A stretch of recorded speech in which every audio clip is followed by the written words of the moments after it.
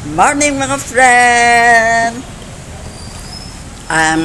Ating message sa ngayon ay hindi pa tayo natapos sa ating about sa family natin, no? Ang ang ating let us give our family the best of us. Not one is left from us. Yan ang gawin natin, no? Ang the best na gawin natin para sa ating family. Kaya, yan ang sa buhay natin dito sa earth. Kaya napaka bigyan natin ng the best na atensyon, no? Kundi ang family natin na naging maligaya tayo. Ano ang kailangan natin para maligaya tayo at wala tayong problema sa family natin? Ito ang tuklasin natin. Ang sa akin lang, kailangan natin, pinaka-importante ito, ang dalawang ito. Ito ang formula na makapahappy sa atin, sa ating family, no? Na walang war, walang tampuhan, no? Yan ang ating pagbigyan ng solusyon, no? Ayan, no?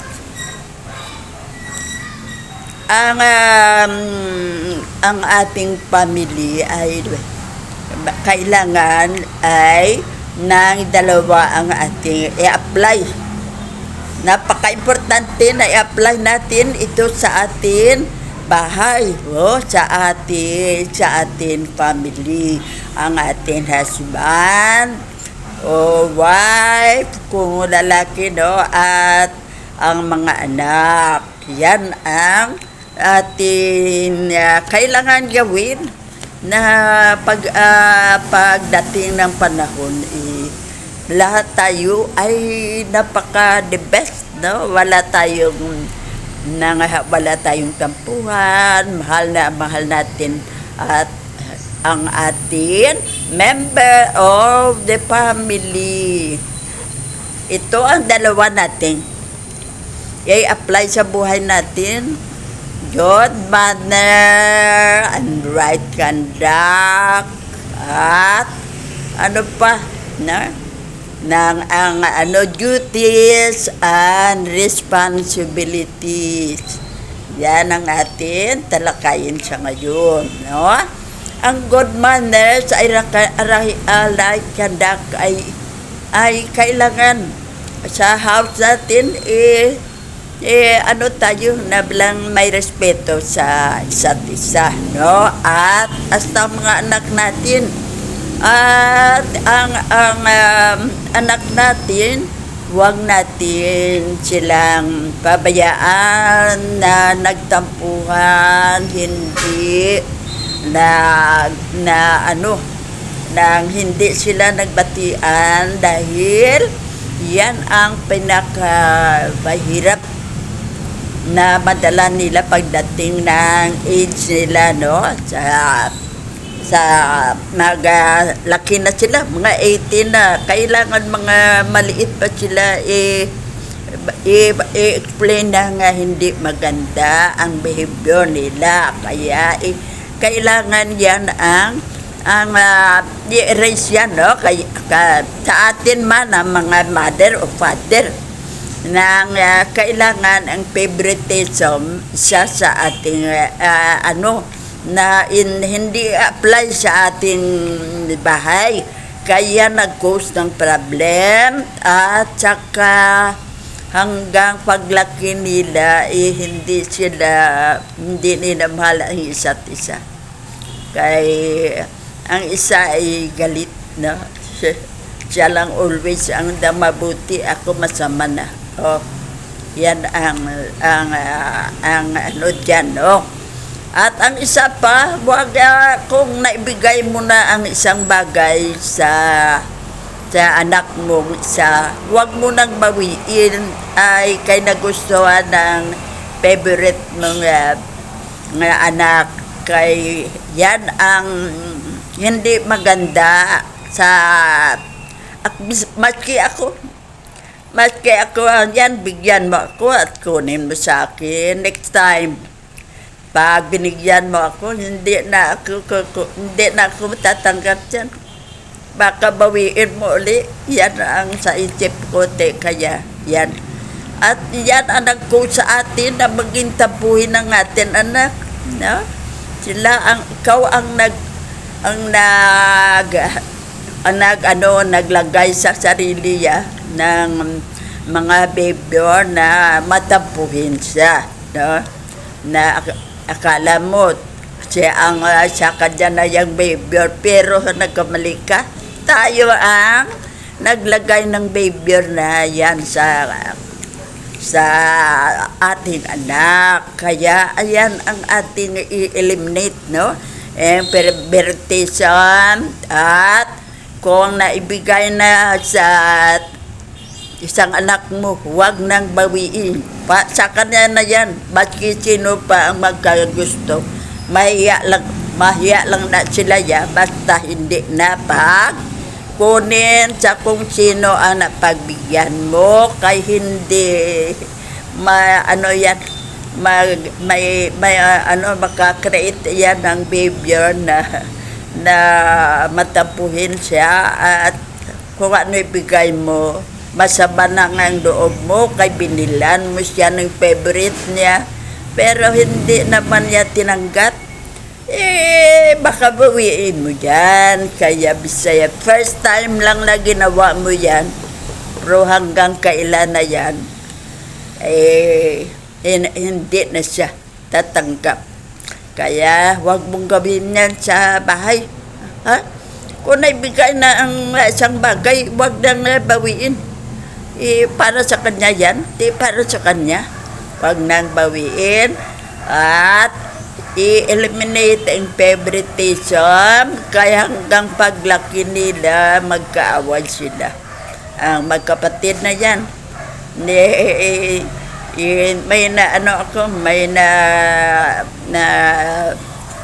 may isa akong kaibigan na ang kapatid niya ay kaaway. Yan. Pabayaan mo na lang, huwag nang anuhin.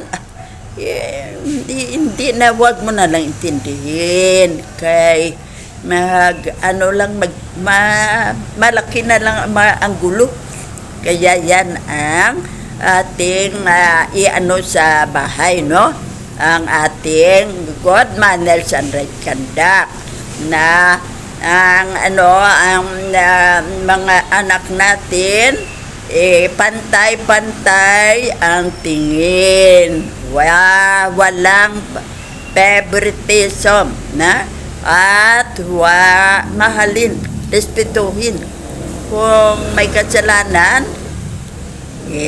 advisean at sabihin kung sino ang siya ang may kasalanan, mag-sorry siya sa kapatid niya, no? Kung ganyan ang atin i-apply na behavior sa dating bahay, no? Maski ang anak natin, kung ganyan ang behavior niya, madala niya yan sa ibang lugar, no? Katulad na kung mag-aral siya sa college o kung mag-aral siya sa high school na kailangan malayo sa bahay nyo, ay mag-beach space siya. Kaya baguhin na natin na maliit pa siya, no? Kaya ang mga behavior na hindi maganda, huwag natin konsentihin at pabayaan lang, koreksyonan. At tayo din na parents, good manners and right conduct, no? Huwag always galitan ang anak natin ng sa mga may nakatingin na mga friend nila, kaya naiya sila, no? Kaya yan ang mga behavior na hindi bagay sa atin mga anak na makapagturo sa kanila na masamang behavior na tayo ang nag-create ay i-eliminate natin, no? Punta tayo sa duties and responsibilities, no? Ang duties at responsibilities natin ay ang father ang na-assign na maghanap ng trabaho o negosyo para makaano ng pera para makakain ang pamilya niya, no? At makapag-aral ang anak niya, no? Yan ang duties niya, no? Na siya ang leader ng sa bahay natin. Ang leader ay ang father, no? Sila ang masunod kung anong gusto nila. Kaya ang father kailangan may good manners and right conduct. Kaya sila ang idol ng mga anak nila. Kung ano ang kanilang ginawa ay yan din ang i-apply nila sa sarili nila. Kaya mga father, mag-good tayo, ha? God, manners and right conduct. Hindi maganda tingnan ng mga anak natin, huwag natin gawin, no? Para hindi sila makatulad natin. Kaya idol nila tayo, akala nila correct ang ginawa mo, pero mas wrong pala, no? Kaya yan ang anuhan natin, no? At ang may mga problema, ang father ang mag-solve, no? Yan. Kung ang dalawang anak mo ay nag-war, tawagin isa't isa at pa-explain kung ano ang nangyari. At ang may kasalanan, isabihan na maghingi ng sorry, no? Kung sino ang na may kasalanan, no? Para sa maliit pa lang sila, na-disiplina na sila, no? Yan ang gawin ng father. Siya ang ating pulis, no? Siya ang mag-ano sa atin ng ng mga behavior na maganda, magturo sa atin. Ano naman ang sa mother? Ang sa mother, ang pag-alaga sa mga anak, sa mister, no? Kung ano kailangan mister, i-prepare, no? Mga anak, take a bath, wag pa na rin sila mismo ituruan para marunong sila, no? At saka nang kailangan may kung maliit pa sila, ikaw ang trabaho. Lahat ng trabaho sa bahay sa'yo na assign. Pagluto ng makain, paglaban ng baro, at pagplansa at paglinis ng bahay at surrounding. Yan ang rule ng mother, no? Yan ang at kung may sakit, siya ang siya ang mag-alaga, no? Kaya yan ang obligasyon ng mother, na? At ang mga anak, mayroon din silang assignment. Yan ay ang i-training natin sila na medyo mga grade 6 na sila, grade 5, marunong na. Turuan ng i-assign na magluto na makain, o kung maglinis ng bahay, o kung maglaban ng damit nila, no? Damit natin, kwando yan ang lalaban, no? I-assign kung 4 anak mo sa isa, may assignment yan, no? ikaw. Sa siningawit, ikaw ang magluto. O, ang isa ay paglaba. Ang dalawa ay maglinis ng ng loob ng bahay at ang isa surrounding. Yan ay bigyan na natin ng assignment ang anak natin para ma-training sila na sa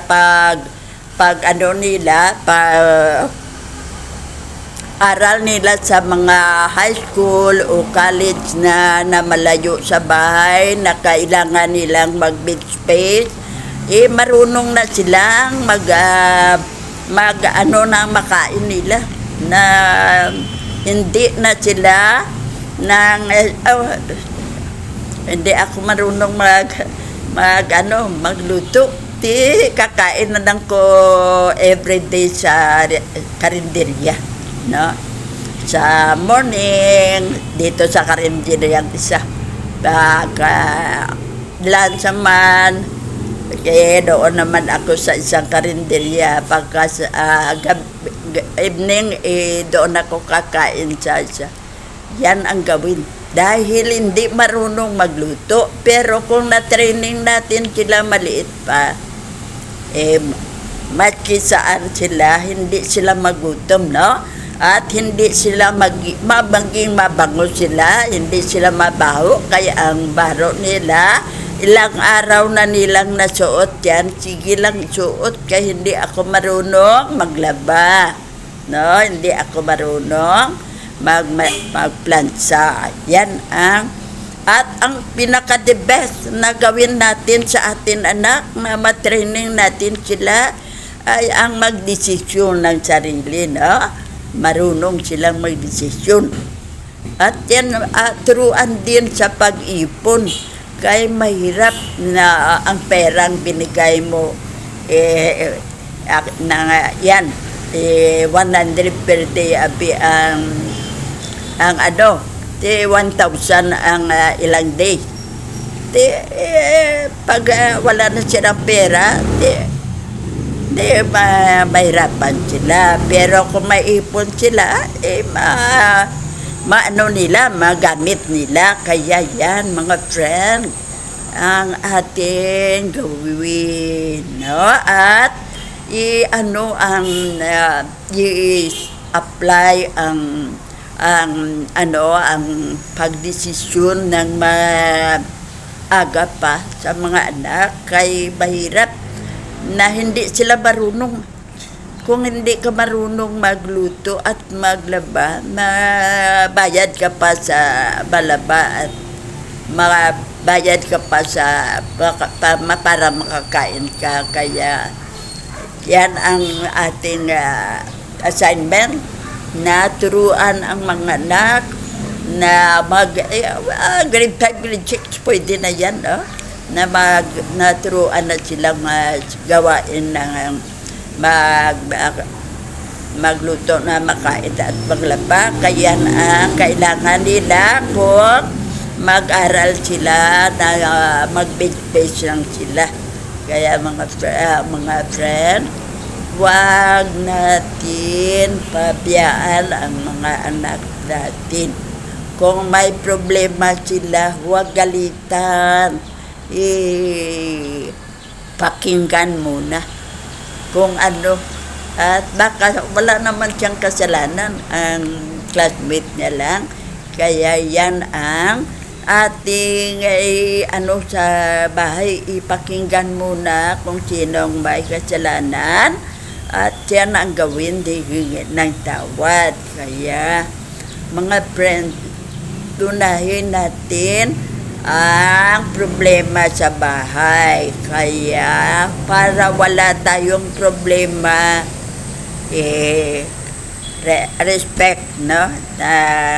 Irespeto, maski ang anak mo, ang husband, ang wife, para wala tayong away sa bahay.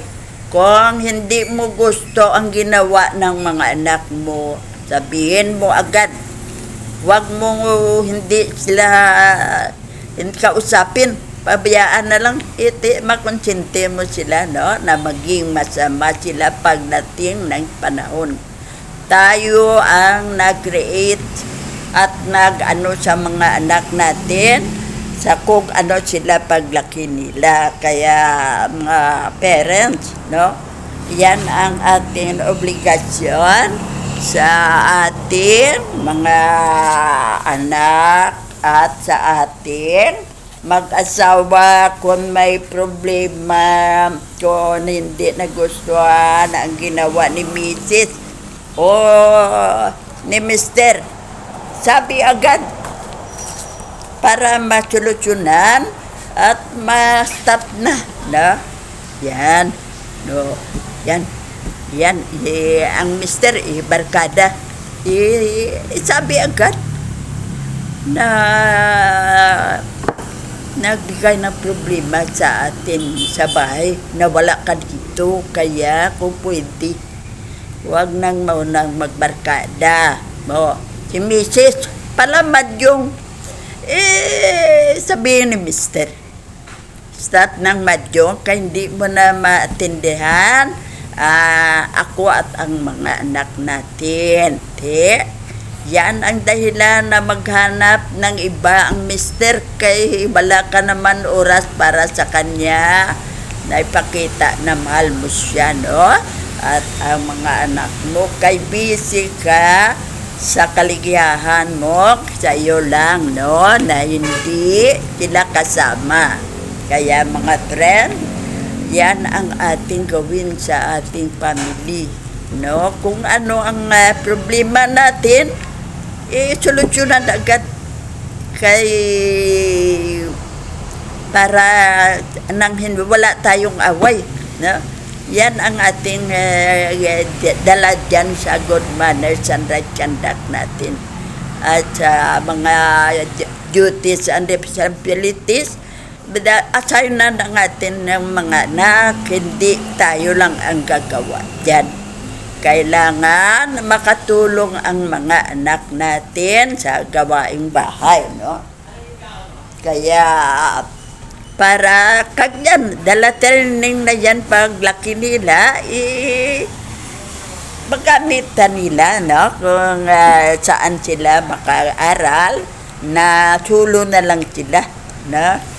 Hindi siya mahirapan kaya marunong ako, gusto ko kumain ng ganito, luluto ako, marunong ako dyan, no? Ito mga kasama niya dyan, sige, tingnan natin kung masarap. Ay, sarap nga, no? Kaya yan ang ating gawin at turuan kung paano mag-PR sa mga taong hindi ninyo kadugo na mga kasi kung kaisa yang isa dito sa amin, eksampulan ko kayo, may may cousin nang maliit pa siya, imahal siya ng mother niya. Kaya kung ang gusto niya, ibinigay agad, no? Kaya yan ang hindi nila alam na nanood ang kapatid at na galit siya kay hindi siya mahalang pala ang kapatid niya lang. Kaya huwag na lang kaya akong titira dito sa bahay para ibang tao naman ang tingin sa akin. Kaya yan, nagtampo doon sa tiyahin niya tumira. Yan ang gusto mo, ang mga anak mo alis sa bahay ninyo dahil sa ginawa mo hindi wasto. Kaya hindi ang ating ay hindi ang anak natin ang may kasalanan, tayo rin ang may kasalanan, kaya tayo ang naglagay ng behavior na hindi maganda sa kanila dahil sa ginawa natin, ha? Kaya mga friends, alam nyo na ang atin i-apply sa bahay natin.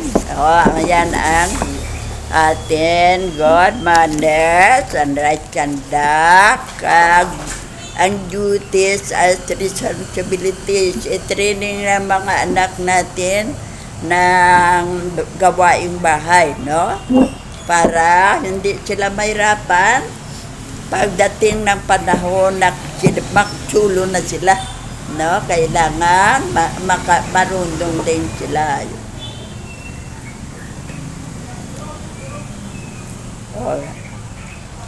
Punta tayo sa mga neighbor natin, no? Kay ito.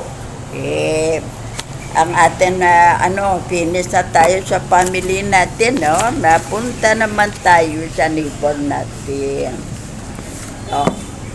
If it is your neighbor's problem, it is your problem. Help others to help yourself. Yan, no? Yan ang ating obligasyon pa pala. Hindi kay ang ating lang pamilya ang ating tulungan, no? Tulungan din natin ang ating mga neighbor, no? Kung may problema sila, no? Yan ang ating gawin. Ang ating neighbor, ano ang matulong natin dyan? Yan ang ating i-analisahin kung ano ang problema nila. Ang problema personal, hindi natin yan hindi tayo dyan. Hindi tayo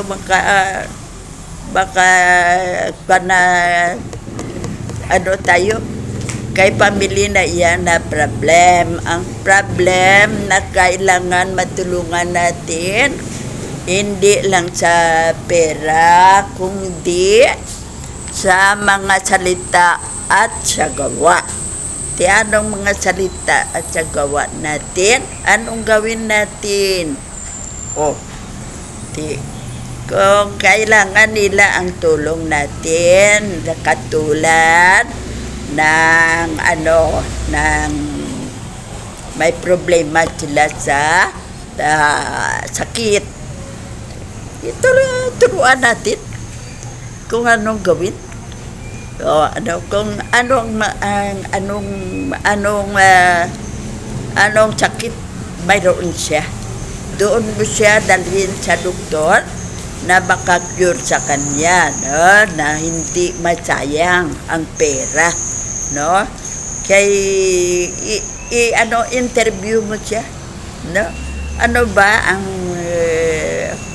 ano ang sakit na nararamdaman mo?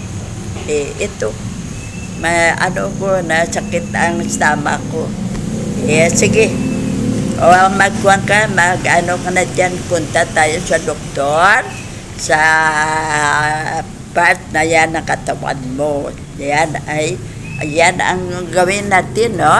Tulungan natin kay sila mismo ay hindi nila alam kung ano ang gawin. Kaya huwag natin pabayaan na hanggang na hospital sila ay wala tayong naitulong. Kaya naanalisa na natin ilang taon na yung sakit na yan, wala man ang na-cure. Kaya kailangan na ang tulong natin. Kaya puntahan para malaman kung ano ang problema, kung ano ang kailangan na tulong, no? Para makakuha tayo sa neighbor natin kung anong mga problema nila, no? Yan, kung sa katulad ng mga papilis na kailangan ma-solve na yun, tulungan natin. Kaya hindi nila alam kung saan sila pupunta. Kaya bigyan natin ng solusyon ang problema ng neighbor natin. Kaya alam natin na tayo lang ang makatulong sa kanila, kaya tayo lang ang marunong dyan, no? Kaya Kung sa pagkain, bigyan ng pagkain.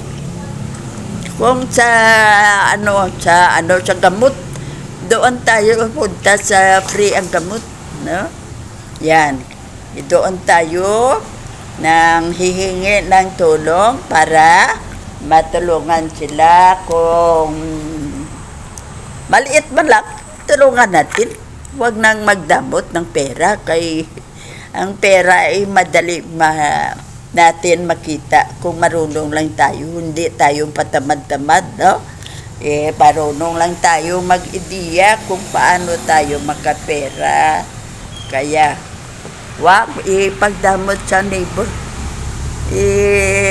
Kung pwede, ikaw bibili ng gamot o ikaw mapakonsulta para lang mag-cure siya, no? Tulungan natin. Kung i-interview kung ano ang maitulong mo at saka i-apply mo ang ang tulong mo, ha? Hindi tayo kay ang neighbor natin ay may obligasyon tayo kay andito sa atin if it is your neighbor's problem, it is your problem.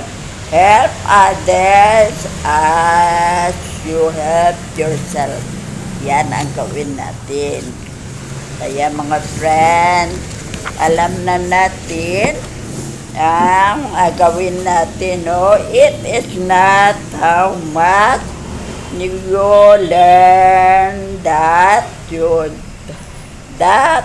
matters, but it is how much you apply in what you have learned that truly matters. Yan ang gawin natin, no? I-apply natin. Huwag i-keep lang sa sarili natin. Experience is a good teacher, but oftentimes it is. Yan ang atin. Mas may experience dyan sa paggamot, kung may high blood siya. Hindi siya marunong kung ng blood pressure, apply mo ang nalalaman mo, no? Let us give our family an important. You will never be able to see inside a window of opportunity of the future if you are not willing to close the door of your past. Yan ang mga eleksyon natin na ang past hindi na bigyan pansin. Nakalimutan na lang natin kay hindi makabigay ng magandang pasatakbo ng buhay natin ang makaperwisyo pa. Yan, no? The richest people is the world are not those who have lot of money, but those who create lots of great ideas. Itong atin, ito ang important, hindi ang money lang, kundi ang mga ideas natin, kung ano ang i-apply natin sa buhay natin, at ang pagturo sa iba, hindi pag-idabot yan. Para maligaya ka kay nakita mo nag-successful din sila. Ano pang iba natin itopic next time?